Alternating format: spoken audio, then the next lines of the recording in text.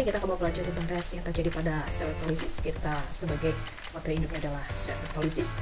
Kan disampaikan saya, berarti ya sih saya ada dulu ini ya, penunjukan. Nah, penggambarannya seperti ini pada resonansi KI. Nah, kita bisa melihat pada gambaran ini pada katoda dia untuk plus, sedangkan anoda dia minus. Nah, elektrolisis itu merupakan suatu proses pemanfaatan energi listrik untuk menjalankan reaksi redoks yang tidak spontan. Artinya dalam sel elektrolisis justru dia membutuhkan listrik untuk terjadinya suatu reaksi, sedangkan pada sel spontan dia melakukan reaksi secara spontan karena justru dia menghasilkan suatu listrik. Nah, sel elektrolisis ini merupakan perangkat yang digunakan dalam proses elektrolisis yang terdiri atas dari sumber arus, arah, kemudian elektroda positif dan elektroda negatif. Nah, elektroda positif dan elektroda negatif itu tergantung dengan pemanfaatan elektrodanya, apakah dia inert ataupun dia aktif. Pada proses terjadinya reaksi KI yang tadi itu terdapat beberapa spesies, yaitu antara lain ion Ka plus dan ion I minus dari reaksi emisi KI dalam air. Sebagai air pelarutnya di sini adalah H2O. Nah, ion I dalam hal ini dia melepaskan elektron atau melalui reaksi oksidasi, sedangkan di KI yang melalui reaksi reduksi, yang K-nya bukan melalui reaksi oksidasi, malah tidak melalui reaksi reduksi juga, tapi yang melalui reaksi reduksi itu adalah kelompok H2O yang terjadi reduksi tadi. Kita penggambarannya pada untuk anoda itu terjadi reaksi oksidasi, sedangkan pada katoda itu reaksi reduksi. Pada katoda kita perhatikan di sini justru I yang melalui reaksi oksidasi, sedangkan yang melalui reduksi ya itu adalah air dengan ketentuan berikut. Ini ada ketentuannya. Nah, dari proses elektrolisis tersebut, jadi pada katoda positif itu anoda yang melalui reaksi oksidasi, sedangkan itu negatif ya katoda yang melalui reaksi reduksi dengan ketentuan yang saya sebutkan demikian. Nah, ini ada reaksi di anoda apabila terjadi reaksi jika anodanya grafit atau platina. Grafit itu C ya, yang inert atau tidak teroksidasi. Kalau dia dari basah, maka yang teroksidasi adalah ininya ya. Kemudian kalau dari logam lain misalkan seperti Na+, tadi ya Ka+, yang mengalami reaksi oksidasi itu adalah airnya ya, yang airnya berarti yang dioksidasi adalah airnya. Kalau yang direduksi justru bukan itu. Jika dia ada sisa dari halogen, misalnya seperti tadi kan Ki itu kan ada Hi itu adalah halogen, yang X ini maka yang dioksidasi justru ini. Nah, seperti itu. Kalau dia ada sisa basa berarti yang dioksidasi adalah basanya. Sedangkan kalau ada ini ya, kalau di katoda, kalau dia dari logam tertentu dari sisa asam, misalnya dari golongan 1A, 2A dan 3A, maka yang direduksi adalah airnya ya. Kemudian kalau sisa basah yang direduksi adalah si basahnya tadi. Kalau logam yang lain ya reaksinya seperti itu. Nah, kita ambil contoh aja deh seperti ini. Nah, ketentuan yang tadi kita perhatikan, kita identifikasi dulu dia dari golongan apa, NaOH. Berarti Na itu dari golongan 1A dan 2A. Kita lihat ya, kalau 1A dia sisa logamnya, mana yang dioksidasi, mana yang direduksi. Nah, kita buat seperti ini. Coba contoh kerjakan bagaimana menuliskan reaksinya. Nah, untuk menentukan gas yang terbentuk pada katoda dan anoda, kita harus menuliskan reaksi yang terjadi pada katoda dan anodanya. Ya, tulis dulu NaOH. Nah, karena dia bentuknya larutan, justru nanti yang mengalami reaksi reduksi bukannya Na, tapi air, sama seperti tadi. Beda kalau dia lelehan, nanti kita kasih contoh yang berbeda. NaOH ini akan terus reaksi ya, ini Na+ dan OH-. Nah, dari ini kita tahu yang mana oksidasi dan mana reduksi. Nah, karena di sini adalah dari logam lain, Na, berarti yang mengalami reaksi oksidasi itu justru si OH-nya tadi. Katodanya. Nah, yang namanya reaksi reduksi itu di katoda. Diingat kembali ya, kita ingat kembali oksidasi anoda, oksidasi katoda, reduksi. Nah, kita harus lihat kembali contohnya. Nah, yang berarti yang namanya reaksi reduksi itu bukan si Na-nya, tetapi logam lain atau air justru ya, karena dia dalam bentuk larutan. Kita lihat bahasanya.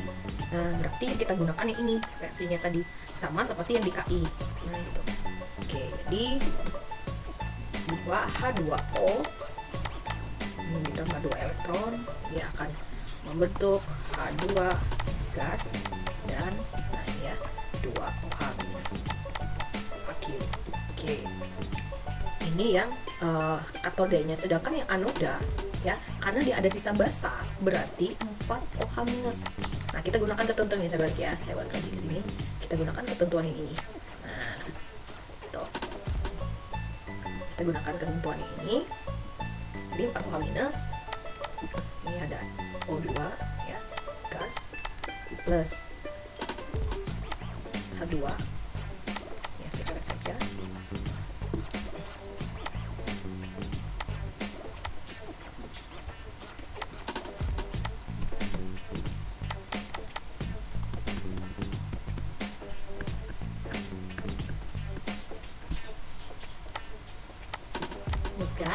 plus 4 elektron ya.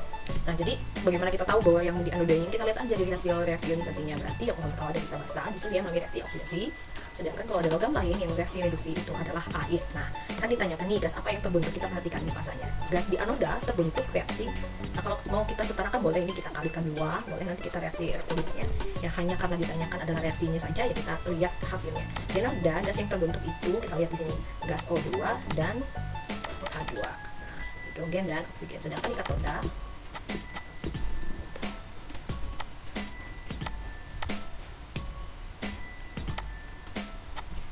di katoda itu hanya gas hidrogen saja. Nah, seperti itu ya. Jadi prosesnya bisa kita reaksi ionisasinya. Sekarang saya kasih contoh, misalkan ini elektrolisis larutan. Nah, lihat lagi ya, kalau larutan NaCl dengan elektroda karbon. Nah, kita ingat kembali kalau elektroda karbon itu adalah elektroda inert. Nah, sekarang kita perhatikan, pertama kita tulis dulu reaksi ionisasinya. Cl kan larutan ya, NaCl dia Na plus Cl minus. Nah, kita perhatikan di anoda beda lagi dia, anoda katoda. Nah, di katoda karena ada logam lain, berarti yang namanya reaksi reduksi si ini air ya, selalu seperti itu.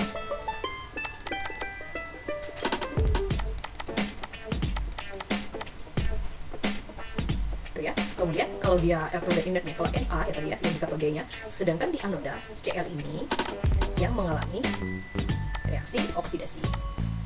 Nah, kalau nanti ditanyakan ya, karena ini jumlah elektronnya sama, kita tidak perlu setarakan, jadi namanya ini reaksi selnya. Nah, ini sama karena seberangan terdapat hilangkan, jadi di sini tinggal tulis 2Cl minus plus 2H2O. Ini NaCl juga bisa kita bawa ya.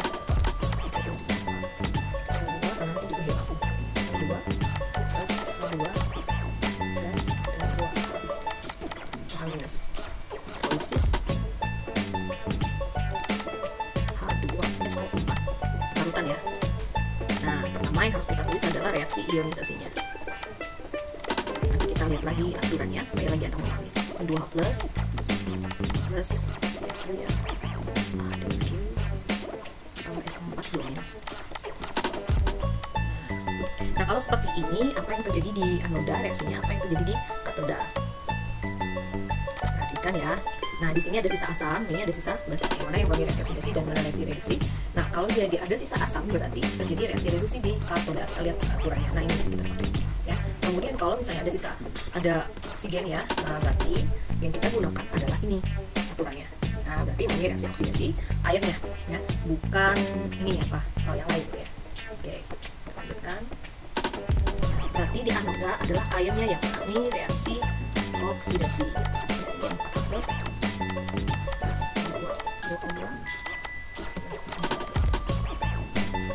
di katoda sisa asamnya ya 2 plus tambah 2 elektron jadi 2 plus. Oke, nah ini bisa kita setarakan jumlah elektronnya ya. Kalau ini tetap dikalikan 1, ini dikalikan 2, sehingga nanti reaksinya 2H2O L liquid ya, 4 plus 2O2 plus 4 elektron. Di sini 4H plus karena dikalikan 2 tambah 4 elektron plus, nah ini dikalikan opsinya 2H2. Nah, sekarang kita buat reaksi selnya. Nih, elektronnya nih sama. Sekarang nih berseberangan 4H plusnya dihilangkan. Jadi sisanya nanti adalah 2H2O menjadi 2O2 plus 2H2. Seperti itu kalau kita buat ya. Kalau hanya ditanyakan reaksinya seperti ini, kalau reaksi selnya keseluruhan seperti ini. Reaksi sel. Nah, sebelumnya sudah dijelaskan bagaimana cara menentukan ya, reaksi pada katoda dan anoda. Kita ingat kembali bahwa saya kasih contoh ya, untuk lelehan dan larutan beda sekali. Yang ini ya, ada NaCl, ini larutan, ini lelehan. Kalau reaksi ionisasinya sama ya, Na plus dan Cl.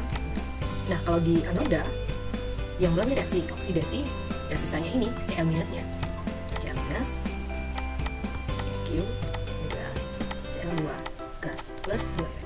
Sedangkan di katoda, nah karena dia dari logam 1A2A, berarti 1A ada di 1A, berarti ketentuannya kita gunakan yang mengalami reaksi reduksi itu adalah airnya. Create 2 elektron, ini H2 plus H-, 2 OH ya. Nah, sedangkan untuk lelehan, ini yang lelehan dengan elektroda yang sama yang mengalami reaksi oksidasi, itu di katoda ini tetap sama ya, Na plus dan Cl minus. Di anoda yang mengalami reaksi oksidasi adalah logamnya Na plus 1 elektron, kemudian di katodanya, di katoda Cl minusnya yang mengalami reaksi reduksi, jadi Cl2 plus 2 elektron, ini jadi 2 Cl minus. Nah, itu bedanya kalau dia lelehan dengan kata. Nah, kalau misalkan dia dari logam, elektrolisis larutan Ki